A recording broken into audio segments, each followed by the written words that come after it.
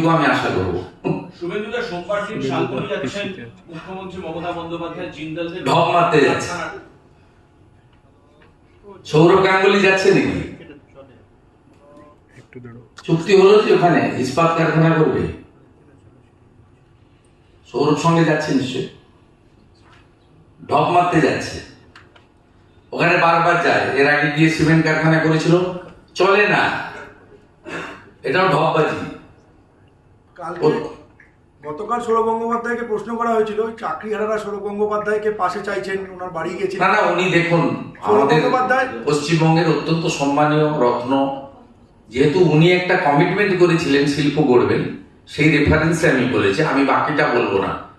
উনি অত্যন্ত আমাদের, ওনার যে একটা বড় দিক রয়েছে ক্রিকেটার হিসেবে, তার জন্য তো আমরা প্রাউড ফিল করি।